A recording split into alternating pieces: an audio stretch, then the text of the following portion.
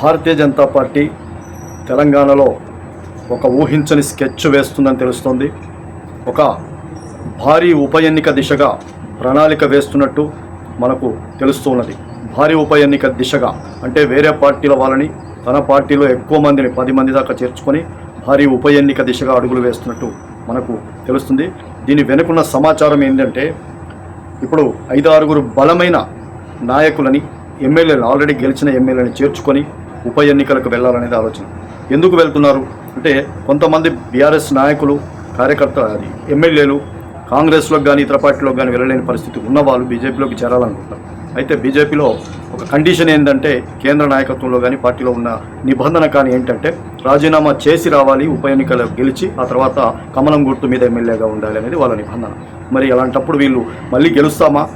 మళ్ళీ ఒకసారి ఎలాగో గెలిచాం, ఏదో ఒక రకంగా గెలిచాం, ఎన్నో ప్రయోగాలు చేస్తే గెలిచాం, మరి ఇప్పుడు మరి గెలవచ్చు గెలవకపోవచ్చు, అప్పుడు మా పరిస్థితి ఏంది? అసలు ఎమ్మెల్యేగా ఇలాగా ఉండటం బెటర్ కదా, బీజేపీలోకి వెళ్ళాలనేది అనే ఆలోచన ఉంటుంది. కాబట్టి వాళ్ళకు ఉన్నా సరే బీజేపీ మాత్రం రాజీనామా చేసే రావాలి, ఉప ఎన్నికలు నిలబడాలని స్కెచ్ మాత్రం బ్రహ్మాండంగా వేసింది. ఇప్పుడు గట్టి నాయకులు, గట్టి ఎమ్మెల్యేలు, అంటే ఎమ్మెల్యే రాజీనామా చేసినా సరే వేరే పార్టీ వాళ్ళు బీజేపీలోకి వస్తే వాళ్ళు రాజీనామా చేసి వెంటనే నిలబడితే అది ఖచ్చితంగా కూడా ఇప్పుడు గెలుస్తామనే ఒక బలమైన నాయకులను తీసుకొని ఉప ఎన్నికలకు వెళ్ళాలనేది బీజేపీ యొక్క ఉద్దేశం. అయితే ఇప్పుడు కాంగ్రెస్లో చేరిన బీఆర్ఎస్ ఎమ్మెల్యేలను కూడా రాజీనామా చేయాలనే ఒత్తిడి పెరుగుతుందనేది రాష్ట్ర బీజేపీ ముఖ్య నేతలు ప్రణాళిక చేసినట్టు తెలుస్తున్నది. అంటే ఇప్పుడు ఆల్రెడీ కాంగ్రెస్లోకి చేరినటువంటి ఎమ్మెల్యేలు ఉన్నారు, ఇప్పుడు బీజేపీలో చేరిన ఎమ్మెల్యేలు రాజీనామా చేసి ఉప ఎన్నికలకు వెళితే ఇది శబాష్, ఇలా ఉండాలి ఎమ్మెల్యేగా, పార్టీ మారితే రాజీనామా చేసి మళ్ళీ గెలవాలి, ఇది నిజమైనటువంటి ఎమ్మెల్యే క్యాండిడేట్ యొక్క మంచి ఒక బలమైనటువంటి నాయకుడి యొక్క లక్షణాలు అని ప్రజలు అనుకోవాలని చెప్పేసి ఇది కాంగ్రెస్లో ఇప్పుడు చేరినటువంటి వేరే పార్టీ ఎమ్మెల్యేల మీద ప్రజలు ఒత్తిడి చేసే అవకాశం ఉంటుంది, వాళ్ళ మీద ఒత్తిడి జరిగే అవకాశం ఉంటుంది ప్రతిపక్షాలతోటి కూడా అనేది బీజేపీ యొక్క ప్రణాళిక.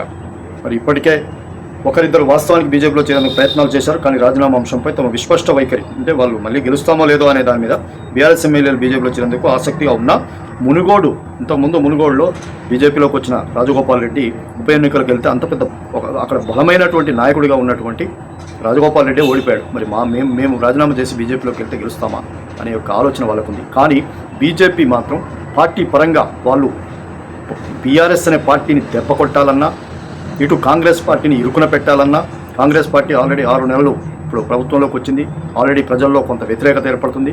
దీన్ని క్యాష్ చేసుకొని ప్రధాన ప్రతిపక్షంగా నిలబడాలంటే ఇప్పటి నుంచే పై ఎత్తులు వేస్తూ స్కెచ్ల మీద స్కెచ్లు వేస్తున్నటువంటి భారతీయ జనతా పార్టీ స్కెచ్లో భాగంగానే ఇప్పుడు భారీ ఉప ఎన్నిక, అంటే దాదాపు 10 మంది 15 మంది ఎమ్మెల్యేలని రాజీనామా చేయించి ఉప ఎన్నికలకు వెళ్ళి ఇటు బీఆర్ఎస్కు షాక్ ఇచ్చి కాంగ్రెస్కు సవాల్ విసరనుంది. మరి ఈ భారీ స్కెచ్ సక్సెస్ అవుతుందా? ఈ ఉప ఎన్నికలకు వెళ్ళేది ఎంతమంది రాజీనామా చేస్తున్నారు, ఎవరెవరు రాజీనామా చేస్తున్నారు, ఏ నియోజకవర్గ వాళ్ళు చేస్తున్నారు, ఇటు కాంగ్రెస్ ఎమ్మెల్యేలు కూడా ఉన్నారని తెలుస్తుంది, బీఆర్ఎస్ ఎమ్మెల్యేలు కూడా ఉన్నారని తెలుస్తుంది. బీఆర్ఎస్ కాంగ్రెస్ నుంచి కూడా బీజేపీలోకి వచ్చి ఉప ఎన్నికలకు వెళ్ళబోతున్నారట. వాళ్ళు బలమైన నాయకులట. మరి ఏ జిల్లాల్లో బలమైన నాయకులు బీజేపీలోకి వెళ్తున్నారు, ఉప ఎన్నికలకు వెళ్ళే దమ్మున్న ఎమ్మెల్యేలు మరి ఎవరు రాజీనామా చేయబోతున్నారు, బీజేపీలోకి వెళ్తూ రాజీనామా చేసి ఉప ఎన్నికలకు వెళ్ళబోయే ఆ బలమైనటువంటి ఎమ్మెల్యే నాయకులు ఎవరు? మనమంతా ఇప్పుడు చర్చ జరుగుతున్నది, విపరీతమైన చర్చ ఈ తెలంగాణలో జరుగుతున్నది. బీజేపీ మాత్రం స్కెచ్ భారీగానే వేసింది. ఇది ఎంతవరకు సక్సెస్ అవుతుందో మనం వేచి చూద్దాం.